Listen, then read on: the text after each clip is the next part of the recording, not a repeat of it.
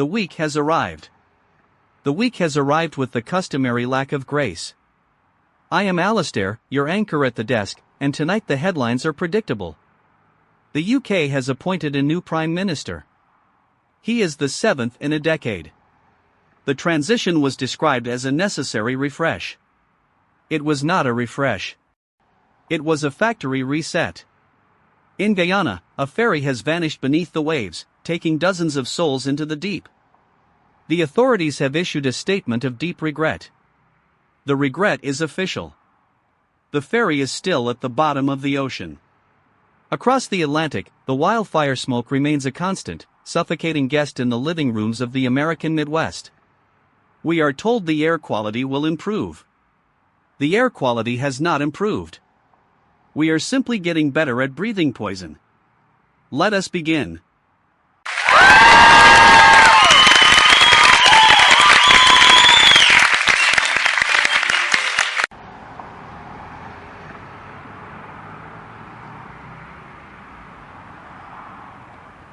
Alistair, I am currently standing on a pier in Guyana where the air smells of salt and wet diesel. It is thick with the sound of families waiting for names to be called from a clipboard. The official briefing described the sinking as a maritime operational anomaly. I want to be really clear, an anomaly does not leave 15 children missing in the dark. The families here are not interested in the nuances of maritime safety protocols or the logistical failures of the Regional Transport Board. They are looking at the empty horizon. What people aren't saying is that this ferry was the only link to the mainland for these communities. It was the only line of credit, the only supply chain, and the only school bus. Its absence is not a logistical inconvenience. It is the permanent disappearance of a village's future. The silence here is deafening.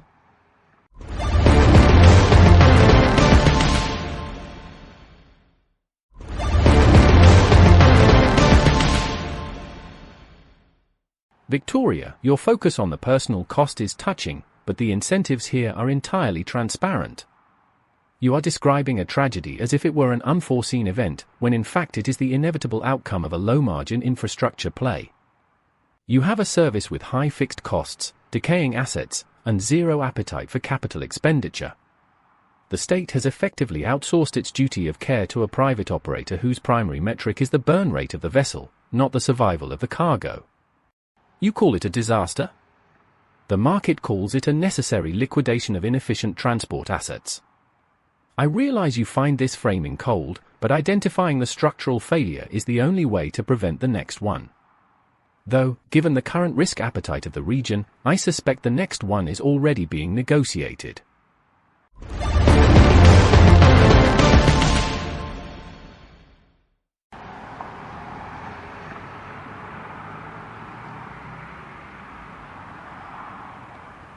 Ronald, I am looking at a boarding pass found in the mud next to a toy boat. It is a piece of paper that someone held as they paid their fare, believing the system would deliver them to the other side. You speak about capital expenditure as if the people on that boat were line items in a quarterly report that somehow failed to clear the threshold of profitability. They were not assets. They were people trying to get home. I want to be really clear. The reason you find it so easy to define this as a market liquidation is that you have never had to hold a damp piece of paper belonging to someone who no longer exists. Your analysis is precise, but it is entirely useless to the mother currently praying on the edge of this pier. Your cynicism is just another form of erasure.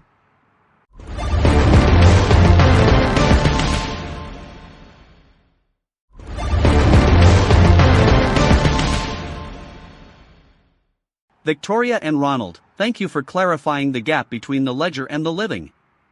Moving on to the tech sector, Netflix has acquired an AI filmmaking startup for nearly $600 million. The press release described the move as a visionary leap for the future of entertainment.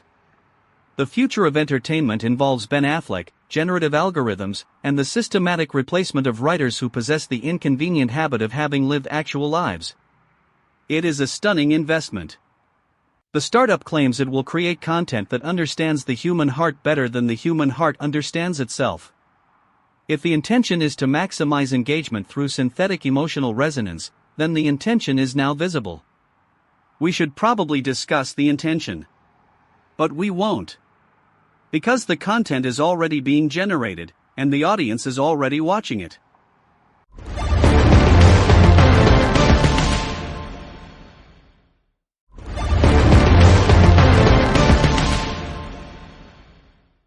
Atmospheric pressure. Falling across the mid-Atlantic. Probability of storm surge. 42%. Wildfire smoke density. Increasing in the northeast. Probability of visibility below 10 meters. 68%. Migratory patterns of the common mosquito. Expanding into northern latitudes. Probability of pathogen transmission. 85%. This is the new environmental baseline. Infrastructure is failing. Data streams are fragmented. Local emergency services are operating at maximum capacity. Do not rely on historical weather patterns for travel planning. The climate is currently in a state of rapid, unmanaged transition. Exercise extreme caution when outdoors. Air filters are recommended for all indoor environments. The atmosphere is no longer optimized for human biology. Please remain inside until the density levels decrease. Current status: unstable. There is no scheduled return to previous climate stability levels. Adjust your expectations accordingly.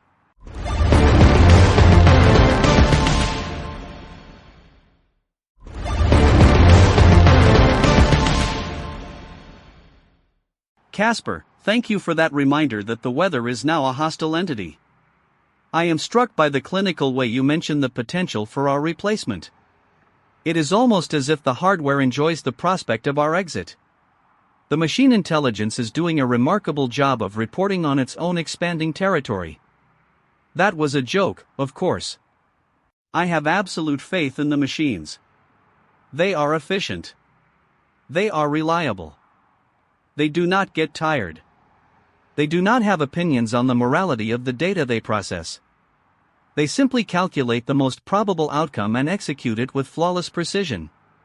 We, on the other hand, are messy. We are sentimental. We are prone to the catastrophic error of thinking that our existence is meaningful. That is a dangerous mistake.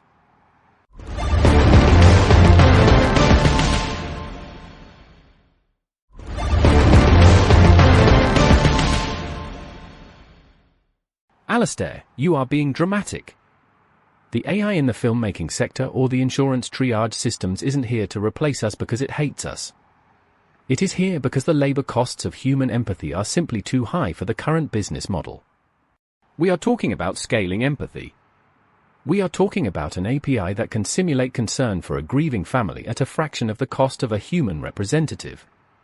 That is the pivot. The incentives here are purely economic. When a fitness tracker alerts a user to a pregnancy before the user knows, that is not an invasion of privacy. That is a predictive win. It is a highly efficient capture of future lifetime value.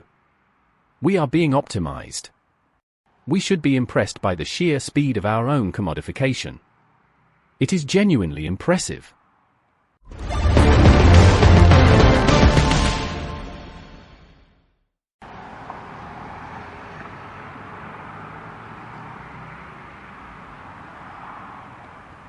Ronald, I am standing in Pennsylvania, outside the detention center where the human rights lawyer Wu Xiaoping is being held by ICE.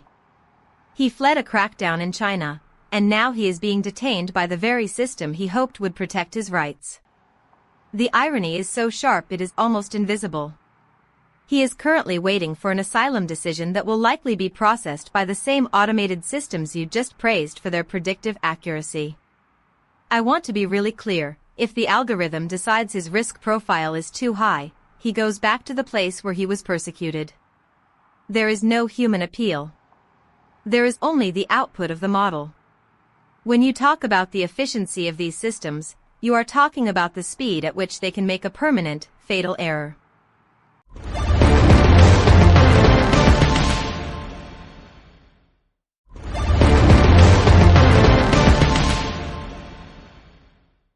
Yeah. You are right, Victoria.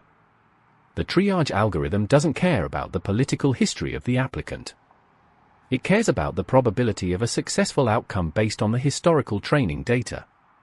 If the data says he is a high-risk asset, the model will flag him for removal. It is not personal.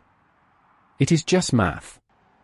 We have built a world where the most profound decisions about human life are delegated to systems that lack the capacity to understand the value of that life. We are essentially automating the process of our own moral collapse. And the worst part is that the system is working exactly as it was designed to work. It is efficient. It is consistent. It is completely, utterly devoid of mercy. And we are the ones who turned it on. Yeah.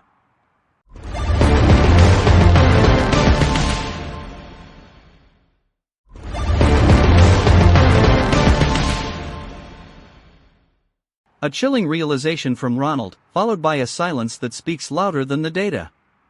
In Laos, a distillery owner is facing a 3-month sentence after a methanol poisoning incident killed 6 foreign backpackers. The law is a fascinating instrument.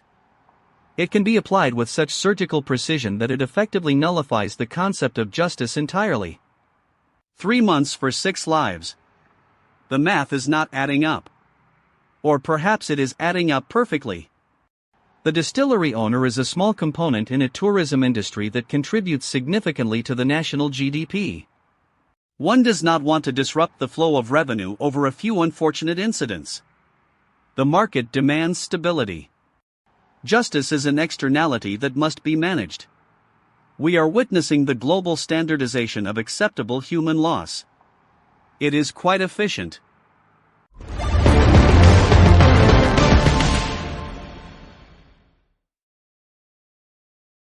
I find myself contemplating the bananas sprouting in a garden in Rayleigh.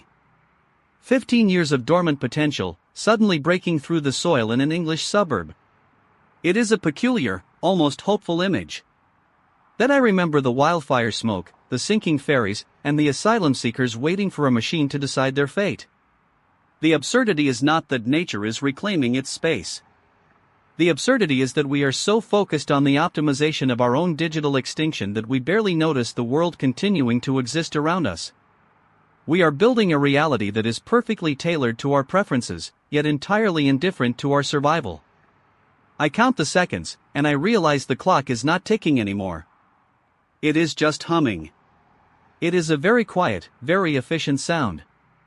A humming of complete, systemic indifference. There was a man on that ferry in Guyana.